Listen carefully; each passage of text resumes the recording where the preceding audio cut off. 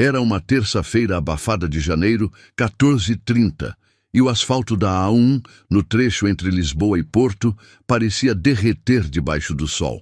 No posto de fiscalização da GNR sentido norte, a agente Inês Ferreira, 28 anos, fazia o seu trabalho como sempre fez, com firmeza, com disciplina, com um coração que aprendeu a sobreviver em silêncio. 3 anos de Guarda Nacional Republicana, ficha impecável, postura exemplar. Mas por trás daquele uniforme havia uma história que quase ninguém conhecia. Uma história que começou do pior jeito possível, quando ela tinha apenas 14 anos e achou que ia morrer esquecida dentro de um prédio em chamas, na Mouraria, em Lisboa. Naquele dia, o radar apitou. Um BMW preto atravessou o ponto a 140 km por hora, numa zona onde o máximo era 90. Para Inês, era só mais um carro imprudente, mais uma abordagem, mais uma multa, mais um motorista tentando dar desculpas. Ela respirou fundo, ajustou a farda e caminhou até o veículo. Só que quando o vidro desceu, o tempo pareceu parar. Se você está preparado para esta história, escreve nos comentários de onde você está assistindo este vídeo. O homem ao volante tinha olhos escuros cansados e uma cicatriz fina acima da têmpora esquerda, exatamente como a memória que Inês carregava desde a adolescência. Era impossível confundir. Era o mesmo homem que 12 anos antes atravessou fumaça e fogo para resgatá-la, carregando-a nos braços sem dizer uma única palavra, e depois desapareceu como se nunca tivesse existido. Ela congelou por dentro, mas não deixou transparecer. O motorista tentou se explicar, com as mãos tremendo no volante. Ele sabia que estava errado, pagaria a multa, aceitava a punição, mas havia uma urgência que não era desculpa. No banco de trás, Inês reparou numa mochila infantil rosa, cheia de adesivos. No banco do passageiro havia um papel dobrado, amassado de tantas vezes ter sido apertado com força. Quando ela viu o topo do documento, o estômago revirou. Hospital de Santa Maria, Oncologia Pediátrica, urgente. O homem engoliu seco e confessou quase sem voz: minha filha tem 7 anos, leucemia. A consulta é decisiva. Se eu perder o horário, eu não sei o que acontece. Inês olhou para o relógio. Menos de meia hora. Na central, a ordem era clara. Excesso de velocidade não se negocia. Procedimento é procedimento. Ela sabia disso. Sabia também que qualquer decisão fora do protocolo poderia custar a carreira, e ela não tinha ninguém poderoso para protegê-la. Mas ela não estava diante de um infrator comum. Ela estava diante do homem que, um dia, lhe deu uma segunda chance quando mais ninguém deu. E agora, ele estava lutando por uma segunda chance para a própria filha. Porque o homem ao volante se chamava Tiago Mendes, 43 anos, empresário de construção civil no Porto. Vivia numa casa ampla em Matosinhos, com vista para o mar. Tinha dinheiro, tinha conforto, tinha tudo o que se pode comprar. Mas a casa estava sempre vazia, silenciosa, fria. Desde que a mulher tinha morrido num acidente 3 anos antes, Tiago vivia como um fantasma dentro da própria vida. Acordava cedo, trabalhava até tarde, voltava para casa e encontrava apenas o eco dos próprios passos. A única luz naquela escuridão era Mariana, a filha, 7 anos, olhos grandes e castanhos como os da mãe. Mas agora Mariana estava doente, muito doente, e Tiago sentia que estava se afogando em desespero todos os dias, porque dinheiro não compra saúde, não compra tempo, não compra milagres. Ele acordava de madrugada com o coração disparado.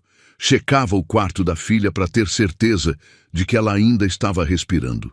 Passava horas pesquisando na internet sobre tratamentos experimentais, sobre médicos no exterior, sobre qualquer coisa que pudesse dar esperança.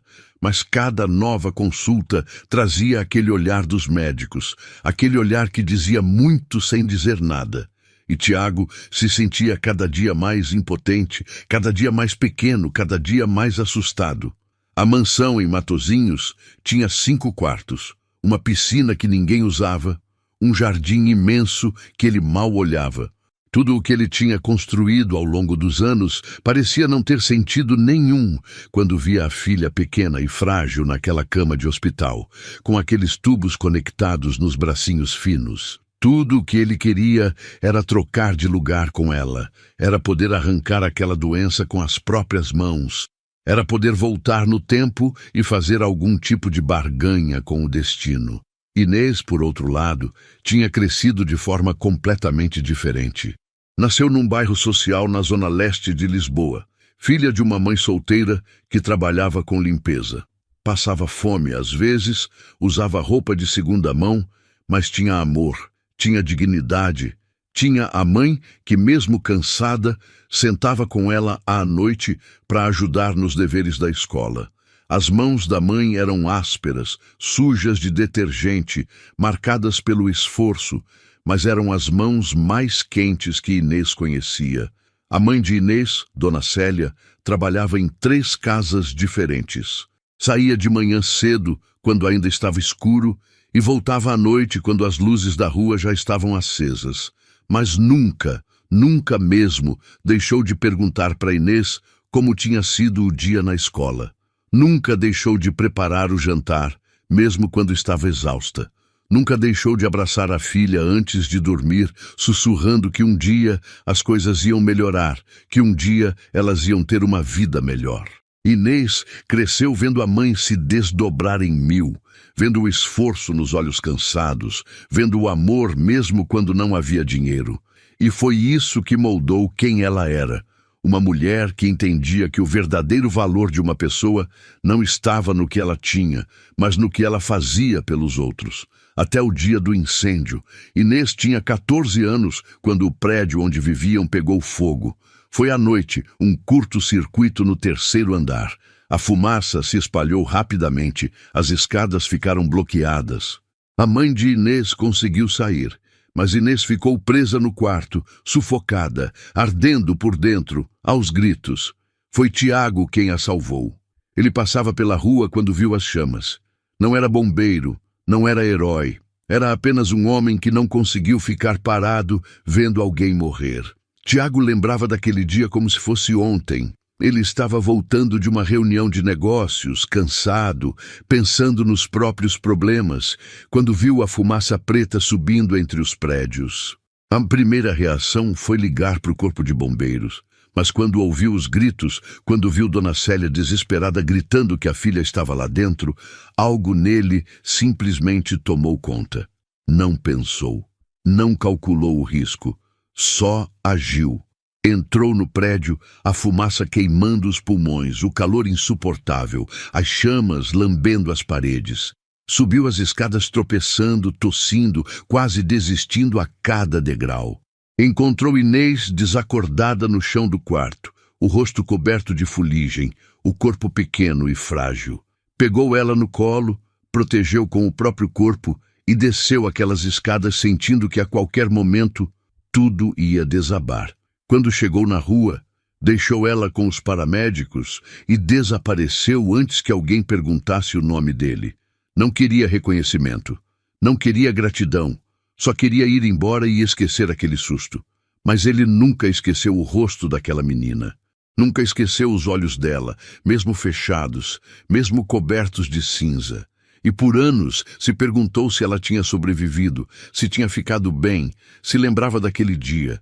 Inês acordou no hospital 3 dias depois e nunca mais esqueceu o rosto dele, nunca mais esqueceu a cicatriz, nunca mais esqueceu que devia a vida a um desconhecido. Foi por causa daquele dia que ela decidiu entrar para a GNR, para retribuir, para proteger, para salvar. Ela jurou para si mesma que ia dedicar a vida a fazer pelos outros o que aquele homem fez por ela. E cumpriu. Cada dia, cada turno, cada abordagem era uma forma dela honrar aquele resgate. Agora, 12 anos depois, ali estava ela, de pé ao lado do mesmo homem, num cruzamento impossível do destino. E pela primeira vez em 3 anos de carreira, Inês teve que escolher entre o protocolo e o coração. Inês respirou fundo, pegou os documentos e, em vez de abrir o talão de multas, fez algo que nunca tinha feito antes em serviço. Devolveu os papéis, guardou a caneta e, com uma firmeza que escondia um abismo de emoções, disse: "Liga os faróis. Me segue. Você vai ter escolta policial." O homem piscou sem entender. Achou que tinha ouvido errado. Mas então a sirene da viatura cortou o trânsito como um grito no meio do caos. Inês comunicou à central, assumiu o risco, entrou na faixa e começou a abrir caminho entre caminhões e carros, obrigando motoristas a encostar para dar passagem. O coração dela batia forte, as mãos suavam no volante, mas ela não hesitou nem um segundo. Sabia que poderia ser punida. Sabia que estava arriscando tudo, mas também sabia que algumas dívidas não se pagam com dinheiro ou protocolo. Algumas dívidas se pagam com coragem. 20 minutos depois, chegaram ao hospital. Tiago estacionou como quem estava fugindo do tempo, saiu do carro tremendo, agradeceu com os olhos marejados, a voz falhando. Mas Inês o interrompeu, porque agora ela precisava de uma resposta que viveu 12 anos dentro dela. "Você esteve num incêndio na Mouraria há 12 anos. Salvou uma menina de 14 anos. Ele travou. Aquilo o atingiu como um soco. Virou devagar e a encarou como se estivesse vendo um fantasma. Tentou falar, mas a voz não saiu. Até que finalmente a ficha caiu. "Inês!" Ela acenou com a cabeça, sentindo o peito apertar. E ali, na entrada de um hospital, entre pessoas correndo e choros abafados, os dois se reconheceram como se o destino tivesse guardado aquele reencontro a dedo. Ele disse, em choque, que por anos se perguntou se ela tinha sobrevivido. Disse que nunca esqueceu os olhos dela, nunca esqueceu o rosto coberto de fuligem.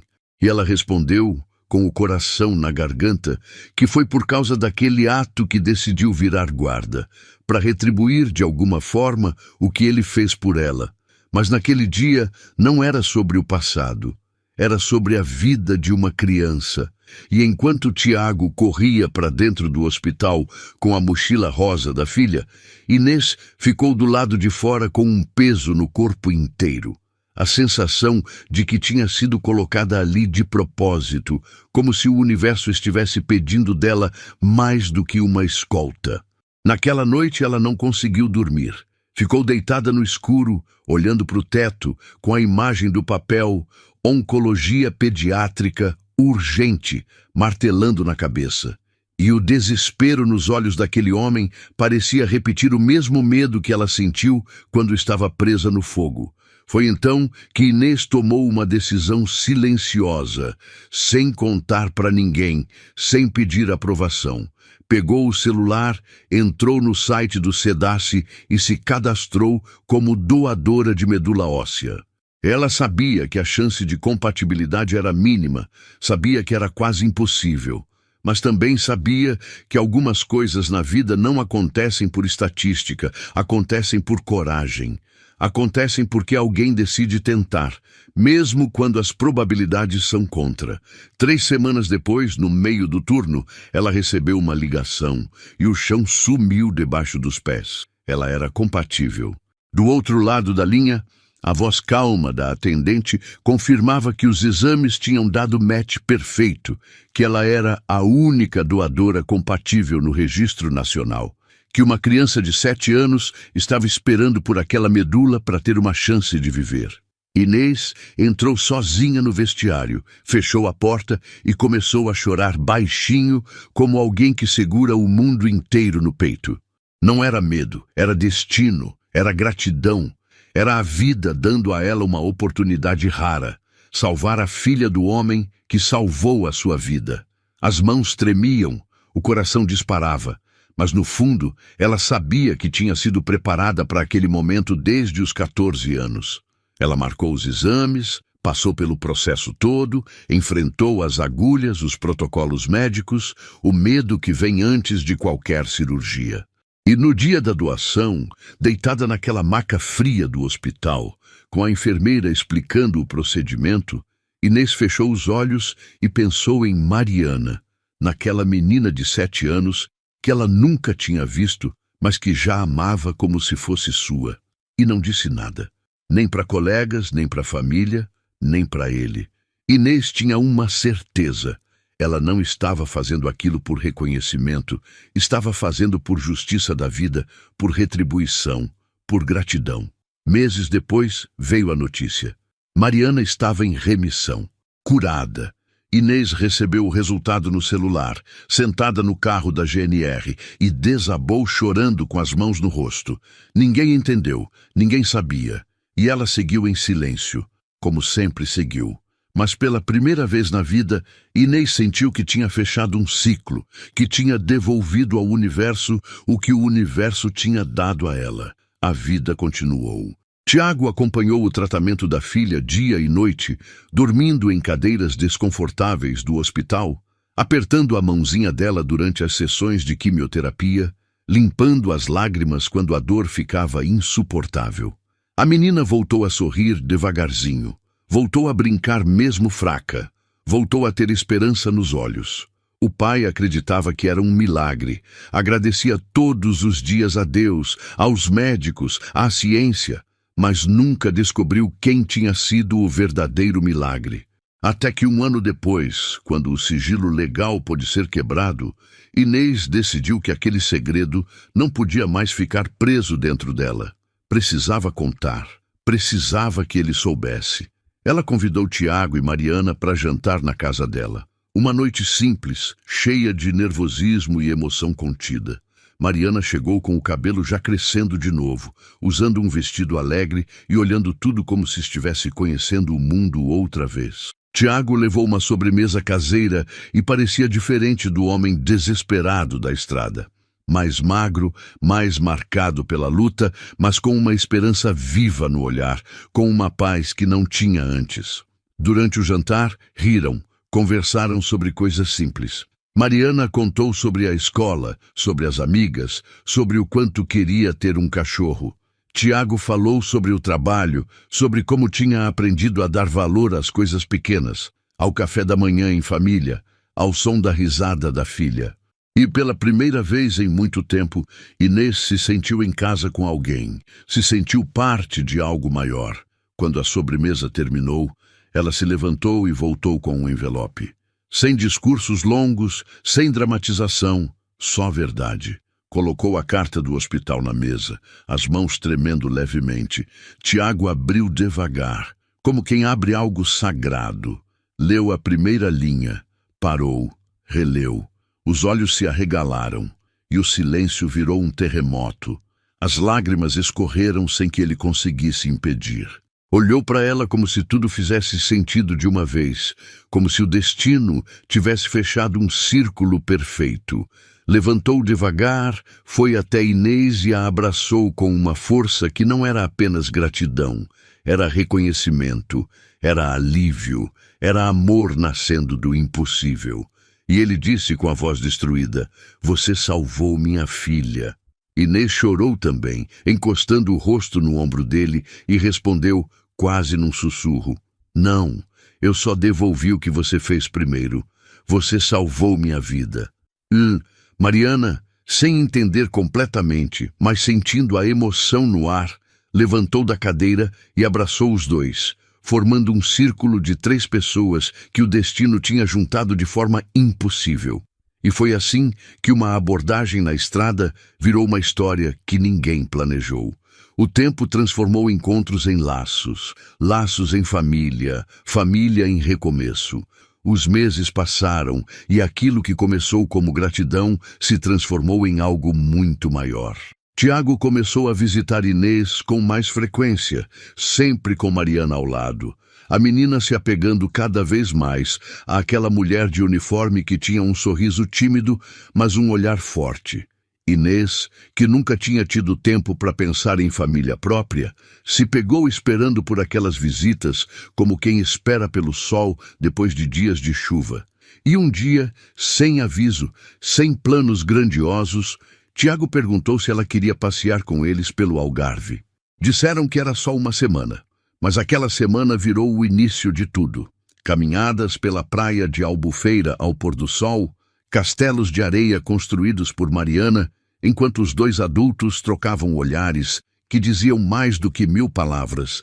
Jantares simples em restaurantes à beira-mar, onde Inês provou pela primeira vez o que era se sentir parte de algo maior. Mariana ficava pulando nas ondas, rindo alto, e de vez em quando gritava: "Inês, olha! Olha o que eu achei!", mostrando uma concha, uma pedra bonita, um caranguejo pequeno. E cada vez que ela chamava, o coração de Inês se apertava de uma forma boa, de uma forma que ela nunca tinha sentido antes.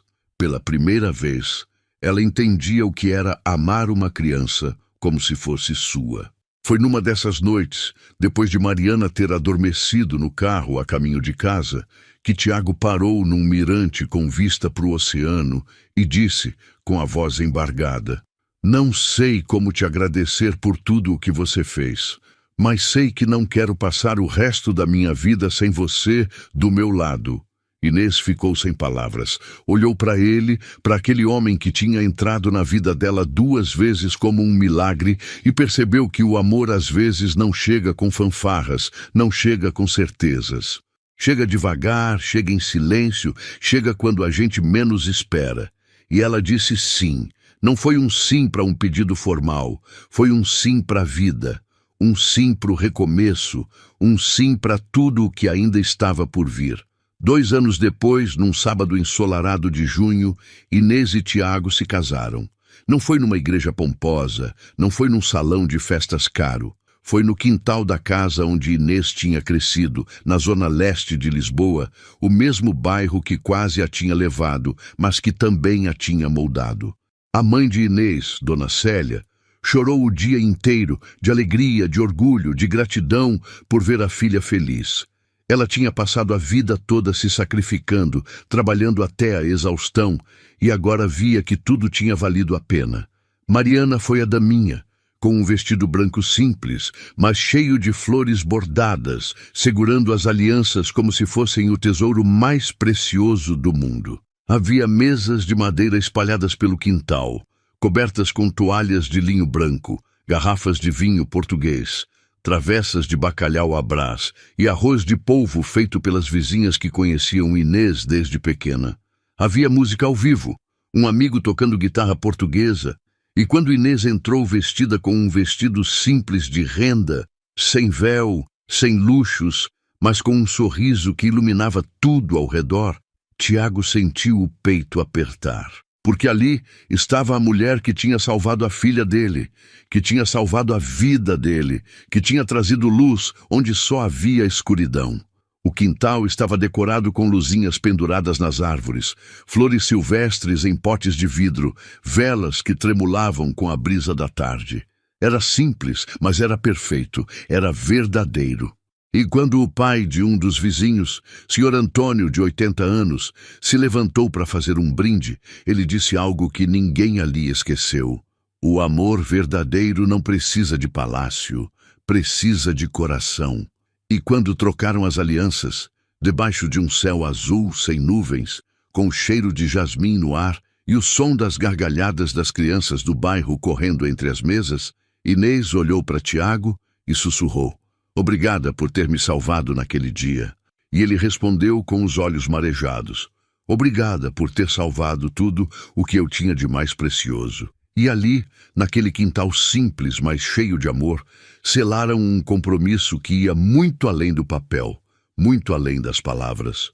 Era um compromisso de 2 almas que tinham se encontrado no meio do caos, que tinham sobrevivido ao impossível e que agora caminhavam juntas para um futuro que finalmente fazia sentido. A festa foi até tarde da noite. Tinha gente dançando, tinha criança correndo, tinha os vizinhos contando histórias antigas do bairro, tinha Dona Célia sendo paparicada por todos como a rainha da noite.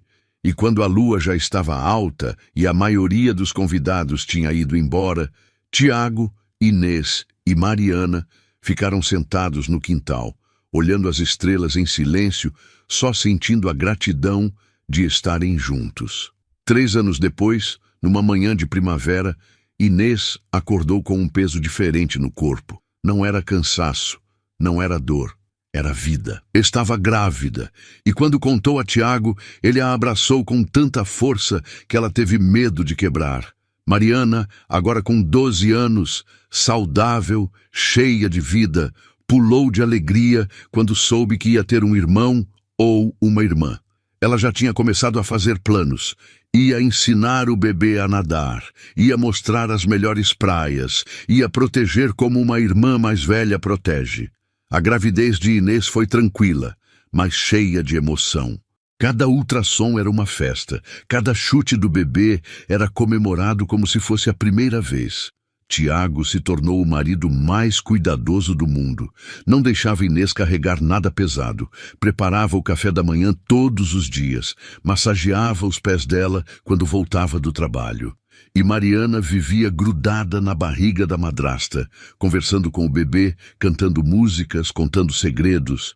E quando o bebê nasceu, um menino de olhos escuros como os do pai e o sorriso teimoso da mãe, deram a ele o nome de Salvador, porque aquela criança era o símbolo de tudo o que tinham vivido, de tudo o que tinham sobrevivido, de tudo o que tinham construído juntos. Era o símbolo da segunda chance, do recomeço, do amor que vence tudo. No dia que trouxeram Salvador para casa, Dona Célia estava esperando na porta com os olhos cheios de lágrimas. Ela pegou o neto no colo com tanto cuidado, como se ele fosse feito de cristal, e sussurrou: "Bem-vindo, meu amor. Você nasceu numa família que sabe o valor da vida." E naquele momento, todos entenderam que aquela criança não era só o filho de Inês e Tiago.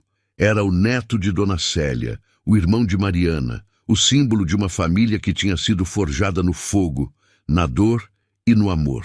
Hoje, Inês, Tiago, Mariana e Salvador vivem numa casa simples no porto perto da praia, onde o som das ondas embala as noites. Inês continua na GNR, agora com uma medalha de honra ao mérito por salvar vidas dentro e fora do serviço. Seus colegas a respeitam não só pela competência, mas pela história que poucos conhecem, mas que todos sentem na presença dela. Tiago deixou de trabalhar até tarde, aprendeu a estar presente, aprendeu que a verdadeira riqueza não está no banco, mas nas pessoas que amamos. Ele reduziu a empresa, passou a delegar mais e agora sempre chega em casa a tempo de jantar com a família, de ajudar Salvador com o dever de casa, de ouvir Mariana falar sobre os sonhos dela. Mariana cresceu e se tornou uma jovem linda e forte, que decidiu estudar medicina porque, nas palavras dela, quero salvar vidas como a Inês salvou a minha. Ela tem uma foto do dia do casamento na mesa de cabeceira, onde ela está abraçada com Inês e o pai, todos sorrindo, e sempre que olha para aquela foto, lembra que a vida deu a ela uma segunda chance e uma família que muita gente sonha em ter.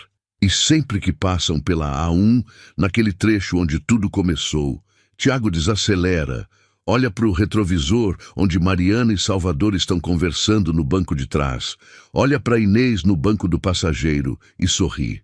Porque foi ali, numa abordagem de trânsito que podia ter sido só mais uma multa, que o destino decidiu que duas vidas que tinham se cruzado uma vez no meio do fogo iam se cruzar de novo, só que dessa vez para sempre.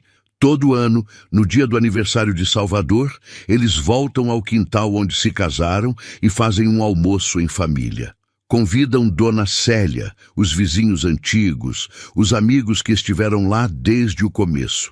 E no final da tarde, quando o sol está se pondo e as crianças do bairro estão brincando pelo quintal, Tiago sempre faz um brinde à vida, um brinde às segundas chances, um brinde aos encontros impossíveis que o destino prepara. Um brinde à coragem de fazer o que é certo, mesmo quando o protocolo diz para fazer diferente. Um brinde ao amor que nasce no lugar mais improvável e cresce forte, verdadeiro, eterno.